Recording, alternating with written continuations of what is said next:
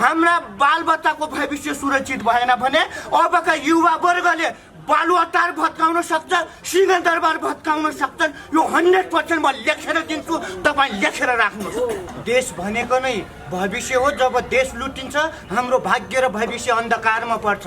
नेपाल साक्षर राष्ट्र त हो नि। केपी ओलीले भन्यो भन्दैमा शिक्षित छ, प्रचण्डले भन्यो भन्दैमा शिक्षित छ। यी पतन भइसकेका छन्। अब देशमा युवा वर्गले यो देश सञ्चालन गर्नेछ।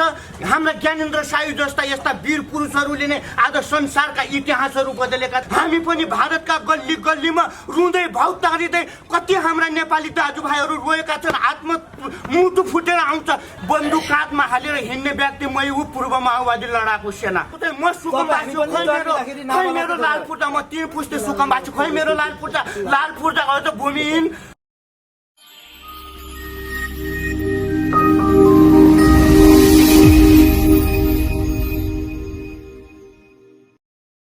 तपाईहरु दुवैजना एउटै अभियानमा हुनुहुन्छ। उहाँको कुरामा कति सहमत? एकदम 100% सहमत छु। देश भनेको नै भविष्य हो। जब देश लुटिन्छ हाम्रो भाग्य र भविष्य अन्धकारमा पर्छ। हामीले हाम्रो देश यसरी बचाउनु पर्छ। हाम्रा भावी सन्तान उनको खुसी र इच्छा अनुसारले आफ्नै स्वदेशमा बाँच्न सकुन्, नाच्न सकुन्। अहिले चाहिँ कहाँ बाँचेका छन् त? अहिले चाहिँ विदेशका गल्ली गल्लीमा बाँचेका छन्। 80 लाख युवाहरू बाहिरिएका छन्। रेमिटेन्सले कहिलेसम्म देश चलाउने, अनुदानले कहिलेसम्म देश चलाउने सपना देखेका छन् देशका दलालीहरूले। कहिलेसम्म अब यही देशमा हामीले काम खोज्नुपर्छ, यही देशमा हामीले जागिर खोज्नुपर्छ। यिनका कल्लर समातेर यही देशमा हामीलाई काम देऊ भनेर कल्लर समातेमा उसको रोजगारी सिर्जना हुन्छ त? रोजगारी सिर्जना गर्नुपर्छ, होइन भने ठाउँ छोड्नुपर्छ। अहिलेका जल्दाफल्दा युवाहरूले ठाउँ छोड्नलाई त जनताले विश्वास गर्नु परेन। जनताले विश्वास गर्छन्। हामीलाई किन नगरे? हामी पूर्व मेचीदेखि पश्चिम महाकालीसम्मका सम्पूर्ण युवा वर्गलाई एकजुट बनाउँदै यो भ्रष्टाचारीको अन्त्य गरेर अगाडि बढ्नलाई हामी पनि अहिले भ्रष्टाचारीको अन्त्य गर्छु भनेर सत्तामा जानुहुन्छ अनि सबैभन्दा भ्रष्टाचार नै तपाईहरु गर्नुहुन्छ होला? होइन, त्यो एकदम रङ। त्यस्तो बुझ्नौ न। मान्छे यो संसारमा दुई किसिमका छन्। एक प्रकारले राम्रो सोच्छ, अर्को प्रकारले नराम्रो सोच्छ। त्यस कारणले व्यक्तिको पतन र सफलताको कारण संसार होइन, उसको काम हो। यी पतन भइसकेका छन्। अब देशमा युवा वर्गले यो देश सञ्चालन गर्नेछ। हाम्रा ज्ञानेन्द्र सायु जस्ता यस्ता वीर पुरुषहरूले नै आज संसारका इतिहासहरू बदलेका छन्। ज्ञानेन्द्र सायु जस्ताले इतिहास लेख्लान्, उहाँलाई सम्मान छ, लेख्नु होला। भ्रष्टाचार देशमा हट्नुपर्छ, शिक्षा अन्धकार भन्ने कुरा, बेरोजगार तपाईले भन्ने कुराहरुमा हट्नुपर्छ, त्यो कुराहरु रहनुपर्छ। तर गर्दै गर्दाखेरिमा पनि त तपाईहरुले चाहिँ भोलि यो ठाउँमा चाहिँ पुगिन भने म भ्रष्टाचार गर्दिन, मेरो सोच चाहिँ यो हो भन्ने कुरा तपाईहरु आफै डिपेन्ड हुनुहुन्न भने भोलिका दिनमा चाहिँ जनताहरूले चाहिँ कसरी डिपेन्ड गर्नुहुन्छ? हामी डिफेन्स छौँ, एकदम 100% छ।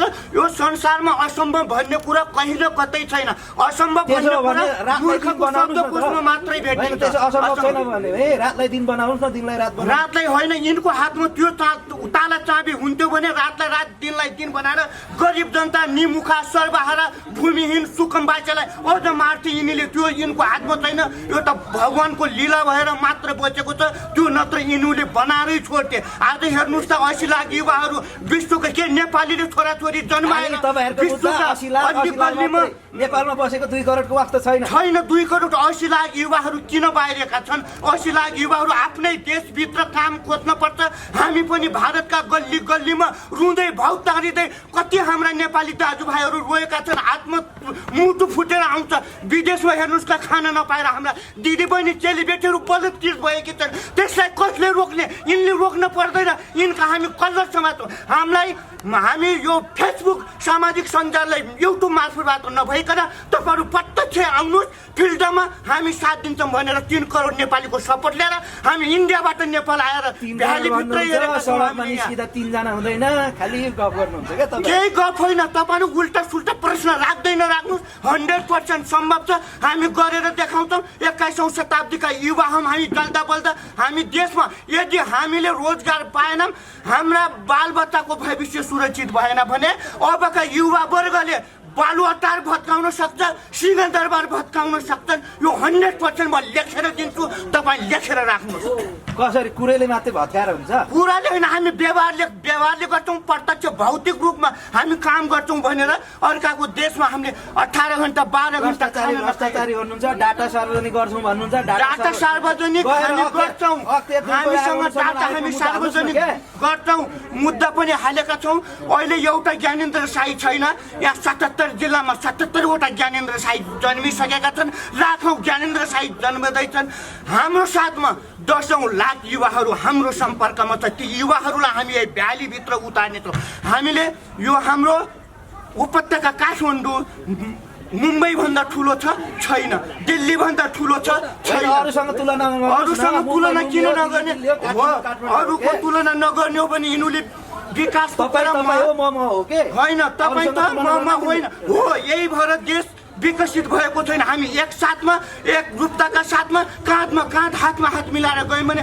हरेक चिज सम्भव छ यो देशको परिवर्तन तपाईँ हामीले इतिहास पढेका छौँ किन भीमसिंह थापाको 30 वर्षको शासन सत्ता जङ्गबहादुर जस्ता युवाले ढालेका थिए हामी यो शासन सत्ता ढाल्छौँ र परिवर्तन देशमा ल्याउँछौँ 100% ढोक्क हुनुहोस् कुराले चिउरा होइन पानी हालेर दुधले नै भिराउने हो चिउरा हामी कुराले होइन हामी प्रत्यक्ष व्यक्तिवादी होइन हामी एकदम निर्धक्क भएर आफ्नो देश र जनताको लागि होइन मिठा होइन पुरा खर्चा रोटी चिल्ला मिठो हुन्छ हामी त्यस्तो खर्चु र चिल्लो पुरा गर्ने काम चाहिँ एकदम विकास हुनु पर्यो अहिले 12-14 वर्षमा 15-16 वटा प्रधानमन्त्रीहरू फेरिए तर देशको काँचुली फेरिएन जनताले चाहे किन जनता हामी छ माथि शासन सत्तामा हाम्रो छ बहादुर हामीले नेपाली जनताले भोट दिएर हामीले भोट हाल्यौँ तर तिनीहरूले काम गर्न सकेनन् असक्षम भए अयोग्य भए अब तिनीहरू फेल भइसकेका छन् अब नयाँ विचार नयाँ नेतृत्व देशलाई जरुरी छ भनेर हाम्रो पूर्व प्रधानमन्त्री बाबुराम भट्टराई नयाँ विचार नयाँ शक्ति भनेर अहिले मधेसतिर पुग्नुभयो होइन त्यो आफ्नो इच्छा आफ्नो परिकल्पना उसको दृढता कति थियो र उसको मानसिकता के हो उसका सोच विचार र उसको भट्टराईको सोच नराम्रो खै त्यो मलाई थाहा भएन उहाँहरूले जानु त्यो मलाई थाहा पाउँदैन उहाँहरूको विचार देशलाई परिवर्तन गर्छौँ भनेर हिजोका दिनमा बन्दुक काँधमा हालेर हिँड्ने व्यक्ति मै हो पूर्व माओवादी लडाकु सेना तर म 2000 बकम पुछे कुरा मात्रै गर्छु प्रमाण सहित भन्नुभयो प्रमाण छ 2057 सालमा हिँडेको म शैक्षिक अवकाशमा निष्कासन भएर आएको त्यति बेला पनि कतिले चाहिँ आरोप छ माओवादीले बदनाम बनाउन आरोप होइन यो देश परिवर्तन गर्नको निम्ति कानमा बन्दुक हालेर समाजवाद हुँदै साम्यवाद र देशमा भूमिहीनलाई भूमि दिलाउँछौँ सुकुम्बासीलाई रातो लाल पूर्जा दिन्छौँ भनेर कहाँ दिलाएको छ हामीले पाएको चाहिँ म सुकुम्बासी हो खै मेरो लाल पूर्जा म 3 पुस्ते सुकुम्बासी खै मेरो लाल पूर्जा अझ भूमिहीन दुःख पाएको छ रोडमा बनेका छन् गरिब जनता भोकै प्याज प्याजै चेलीबेटी विदेशमा स्वदेशमै पनि सेन्टिनेन्टल ब्ल्याकमेल मात्रै गर्नुहुन्छ तपाईहरु कसरी के गर्नु चाहिँ के हुन्छ क्या तपाईहरुको हातमा सत्ता र समीकरण आयो भने हाम्रो हातमा सत्ता र समीकरण आयो भने देशमा 4 वटा मुख्य काम हामी गर्छौँ स्वास्थ्य शिक्षा निशुल्क गुणस्तरीय फ्री स्वदेशमै रोजगारी र विधिको शासन कानुनी राज्य सुशासनको प्रत्याभूति हामी दिन्छौँ सबैले लेखेर होइन व्यवहारमा उत्रेका छैनन् राम्रो प्रश्न सोध्नुहोस् तपाईँ उल्टा टेढा मेढा नसोध्नुहोस् यो त्यो व्यक्तिमा भर पर्छ मैले भनिसके व्यक्तिको पतन सफलताको कारण उसको काम हुन्छ मेरा प्रश्न टेढा मेढा भएछ हजुरले टेढा मेढा नसोध्नुहोस् सिधा प्रश्न राख्नु सिधा प्रश्नै त हो नि अब यो देशमा सम्पूर्ण तपाईँ हामी जस्ता युवा यो देश तपाईँको होइन तपाईँको पनि हो तपाईँका पनि बालबच्चा तपाईँको पनि हो तपाईँ हामी सबै मिलेर ऐक्यबद्धता जाहेर गरेर हामी अगाडि बढ्यौँ भने सक्सेस अवश्य हुन्छौँ सर यसमा दुई मात्रै छैन नेपालतिर जान्छ तपाईँहरू बेसरी नाटक गर्नुहुन्छ सुट बुट लाएर होइन कोट प्यान्ट लाएर परेर प्रधानमन्त्री भन्दा हेन्डसम भएर हिँड्नु अहिले पनि कठ्याङ्ग्रेर कतिपय मधेसमा मान्छे मर्दैछ कतिपय अहिले पनि खान नपाएर सडकमा हिँडिरहेको छ अनि यो विषयमा चाहिँ आफै हिरो बन्न आफै नेता बन्नका लागि मात्रै तपाईहरुको होइन हामी नेता बन्न पनि आएको होइन हामी के बन्न आउनु भएको ह्यान्डसम पनि होइन हिरो बनेको पनि होइन कसैको खुट्टा छैन भने त्यो मान्छे हिँडेर आउन सक्दैन नि त हाम्रो छ सबै कुरा त अलरेडी होइन त्यो त भगवानले दिएको कुरा हो नि त के भगवानले दिएको भन्नुहुन्छ तपाईँहरू हिन्दूवादी हो होइन होइन त्यो वादी कुनै वादी होइन हामी नेपालवादी हो राष्ट्रवादी हो नेपालवादी हो आस्थावादी हो राष्ट्रवादी आस्थावादी नेपालवादी हामीले यो नेपाललाई शिक्षित बनाउन भनेर लागि परेको हो होइन उन तपाईँहरू के हरेक कुरामा इमोसनली ब्ल्याकमेल मात्रै गर्नु होइन इमोसनली ब्ल्याकमेल हामी चाहिँ होइन तपाईँहरूसँग यो खोजिरहेको छु यो पोइन्ट खोजिरहेको छु क्या तपाईँहरूले चाहिँ तपाईँहरूको हातमा सत्ता समीकरण आयो भने हाम्रो हातमा सत्ता समीकरण आयो भने हामीले यो मुलुकलाई प्रधानमन्त्री प्रचण्डले भने जस्तै नेपाललाई स्विजरल्यान्ड बनाउने कुरो त हुँदैन नेपाललाई बनाउने हो कसरी समृद्ध बनाउनुहुन्छ भ्रष्टाचारी नेता होइन भ्रष्टाचारी अरू सुन्नुहोस् यी भ्रष्टाचारी दलालीहरू नेताहरूको कुरै ननिकाल्नु के प्रधानमन्त्री केपी शर्मा ओली त उखान टुक्का हालेर चाहिँ त्यो उखान टुक्काले देश चल्दैन नि त काम गर्नु पर्यो नि त होइन होइन होइन हामी काम गर्ने भनेर आएका हौँ काम गरेर पनि देखाउँछौँ साथ सपोर्ट सबैले गर्नुपर्छ 3 करोड नेपालीले साथ दिनुपर्छ जसरी हिजो केपी ओलीलाई साथ दिए प्रचण्डलाई साथ दिए अर्को शेरेलाई साथ दिए त्यसरी नै अब कोही राम्रो गर्छ भने त्यसलाई साथ दिनुपर्छ जस्तै अहिले ज्ञानेन्द्र साई राम्रो गर्छु भनेर लाग्नु भएको छ भने उहाँलाई पनि साथ दिनु पर्यो नि त भ्रष्टाचार मुक्त तपाईँलाई पनि चाहिएको हामीलाई पनि चाहिएको हो नि त होइन र यो मुलुक शिक्षित भयो भने तपाईँलाई पनि त फाइदा हो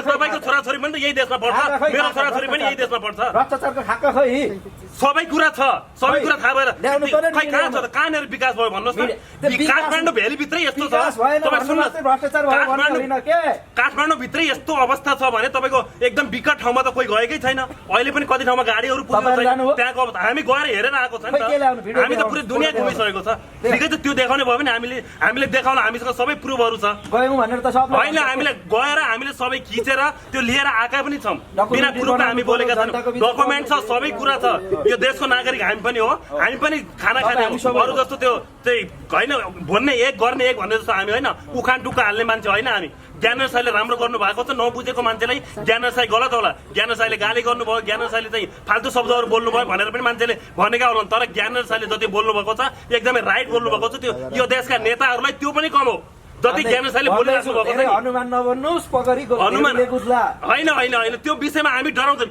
म के भन्छु भने तपाईँलाई अन्तिममा यो देशको लागि यो मुलुक शिक्षित बनाउन भनेर यहाँ हामीले रोजगार यही दिलाउन सक्छौँ भनेर हामी आएका छौँ र यो देशकै लागि यदि मर्नुपर्छ भने हामी मर्न तयार छौँ देशको लागि मर्ने होइन देशको लागि विकास गर्ने हो अब विकास गर्ने हो त्यो तपाईँ हामी सबै मिलेर गर्ने हो नि त विकास तपाईँलाई पनि चाहिएको छ नि त यो देशमा मान्छे मर्ने कुरा गर्नु हुँदैन देशलाई समृद्ध देशले हाम्रो विषय त्यही हो मुख्य हाम्रो उद्देश्य नै त्यही हो हामीले यो देशलाई शिक्षा स्वास्थ्य र रोजगार मुलुक बनाउने छौँ शिक्षा स्वास्थ्य र रोजगार मुलुक बनाउने छौँ तपाईँ हामी सबै लागि पर्छौँ अहिले ज्ञानेन्द्र साईले राम्रो गर्दै हुनुहुन्छ अरू कसैले राम्रो गर्नुहुन्छ भने अरूलाई पनि हामीले साथ सपोर्ट गर्छौँ सबै मिलेर भोलि एकै हुने हो र यो मुलुकलाई शिक्षित बनाउने हो क्या हामीले स्वदेशमै हामीले रोजगार दिलाउने हो मरे पनि आफ्नै देशमा शिक्षितै छ त कहाँ शिक्षित छ कहाँनिर शिक्षित छ के को शिक्षित छ डाटाले त्यही भन्छ त्यही कहाँ कुन डाटाले भन्छ खै डाटा देखाउनुहोस् न तपाईँले ल तपाईँले अहिले डाटा देखाउनुहोस् न कहाँनिर शिक्षित छ त्यो डाटा मलाई देखाउनुहोस् न अहिले तपाईँ कुन डाटा कहाँनिर लेखेको छ केपी ओलीले लेखेको छ प्रचण्डले भन्यो भन्दैमा केपी ओलीले भन्यो भन्दैमा चाहिँ शिक्षित हुन्छ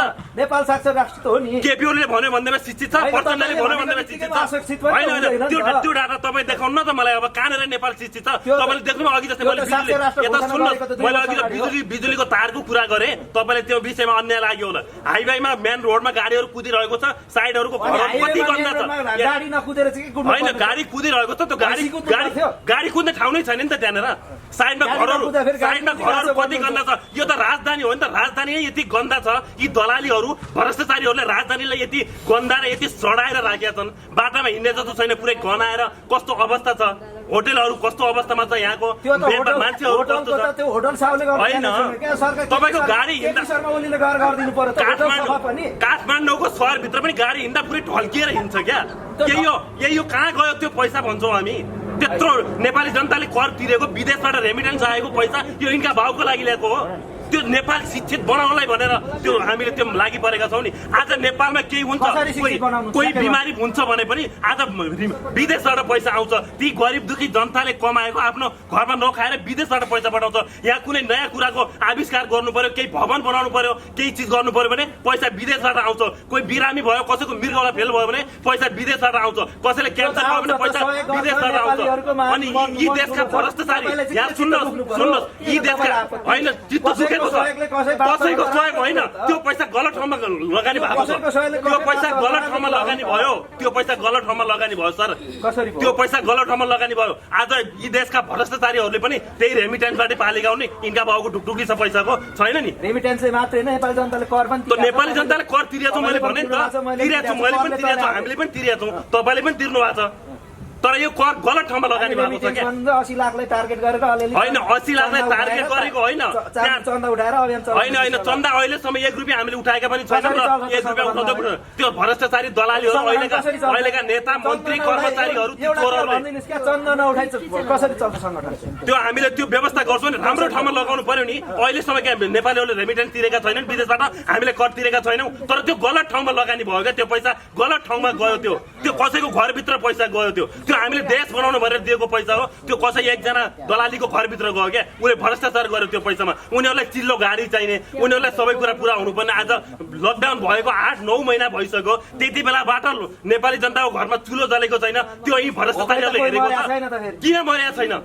किन मरे? तपाईँले एक दिन खाना नखाएर तपाईँ बाँच्न सक्नुहुन्छ? एक दिन 2 दिन 3 दिन हेर्दै जानु होइन होइन, भोकले पनि मरेका छन् के होइन? यदि अहिले केपी ओली मरेको भयो त हामीले थाहा हुन्थ्यो, तर भोकले केपी ओली जस्ता कति मान्छे मरेका छन्, तिनीहरूको त कसले ल्याउँछ? आज विकट ठाउँमा जानुहोस् तपाईँ, जुम्ला हुम्ला बाजुरा कता कता त्यता गएर हेर्नुहोस् त, त्यहाँ कति मान्छे मरेको छ कसैलाई थाहा नै छैन, कति मान्छे त्यहाँ मरेको छ, अहिले पनि त्यहाँ गाडी पुगेको छैन। तपाईँ पनि अहिले त्यहाँसम्म जान सक्नुहुन्छ? तपाईँहरू चाहिँ आउनु भन्छ कसरी गाडी पुऱ्याउनुहुन्छ? उडाएर होइन, उडाउनेहरूले उडाएन, प्रक्रिया त निर्माण कहाँ भइरहेको छ? यहाँ काठमाडौँ भित्रै त भएको छैन, त्यो त्यस्तो विकट ठाउँमा हुन्छ। हामीले त्यो हुनु पर्यो भन्ने हाम्रो माग हो क्या। यदि यिनीहरू अहिलेको गणतन्त्रले पनि गर्छ भने गरोस्। हामी केपी ओलीले गाली गर्न पनि आएको होइन, केपी ओलीको विरोधी पनि होइन, केपी ओलीले गरेको कामको विरोधी हो क्या हामी। होइन होइन, केपी ओलीले गरेको कामको विरोधी हो हामी भनेको। त्यहाँनिर राम्रो सम्माननीय प्रधानमन्त्री हो, हामीले मानेका छौँ।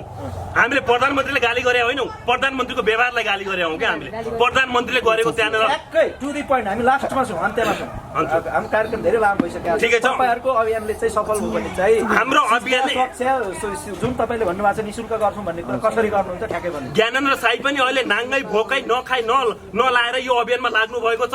उहाँले भ्रष्टाचार विरुद्ध आवाज उठाउनु भएको छ र त्यो देखेर हामी पनि उहाँबाट इन्स्पायर भयो र अब हामी पनि त्यही विषयमा लाग्नेछौँ। यहाँ हामी कसैको पैसा ठग्न, लुट्न, दलाली गर्न, भ्रष्टाचारी गर्न आएको होइन। अहिलेका यी 2 कौडीका सरकारको जसरी सरकारलाई गाली गर्न आएको होइन, सरकारले गाली गरेको होइन, सरकारले राम्रै कुरा पस्दैन भने गाली गर्नुपर्ने अवस्था पनि आउँछ कि त्यहाँनिर। रमिलाजी, तपाईँ आज 2 जना अभियन्ताको बिचमा बसेर भाइरल हुनुहुन्छ। त्यस्तो मलाई त्यस्तो होइन, म उहाँहरूको एकदम तर्क राम्रो लागेर, विचार राम्रो लागेर, उहाँहरूले गर्नुभएको कुरा र एजेन्डा एकदम राम्रो लागेर म चाहिँ समर्थक उहाँहरूको लागि बसिरहेको छु कि। म त्यो भाइरल हुन होइन, यो गर्ने होइन कि उहाँहरूले, म आज मात्रै होइन कि उहाँहरूको मैले धेरै लाइभ हेर्थेँ कि पहिलादेखि होइन।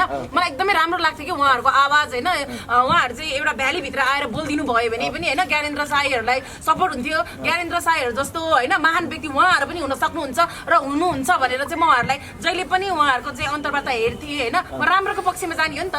उहाँहरू पनि केपी ओलीहरूले जस्तै भ्रष्टाचार नराम्रो गर्नु भएको थियो नि त। म उहाँहरूको बिचमा बसेर अहिले किन प्रमाण छैन? त्यो नभए त उहाँहरूले यसो राम्रो आवाज उठाउनु उहाँहरू पनि भित्रभित्र लुकेर होइन एउटा कालो सिसा भएको गाडीमा भित्रभित्र लुकेर हिँड्नुहुन्थ्यो नि त। यसरी खुलेआम एउटा भिरकुटी मण्डपमा किन अर्को गाडी छैन? सेतो सिसा भएको गाडी किन हामी चाहिँ सेतो ट्याक्सी र सेतो के अरे सिसा भएको गाडीमा चढी हिँड्नु नि? उनीहरूलाई चाहिँ कालो सिसा भएको गाडी अन्धकारभित्र बसेर 4-5 वटा पिपी गर्ने एम्बुलेन्स जस्तो होइन दायाँ बायाँ राखेर उनीहरूलाई चाहिँ हिँड्नुपर्ने। अनि हामी चाहिँ के यहाँ बसेर उ गर्नु? तपाईँ यतिकै मूल्याङ्कन गर्नु न, तपाईँ खालि नचाहिँ पुरा नसोध्नु कि। समय र संवादको लागि 3 जनालाई धन्यवाद। नमस्कार।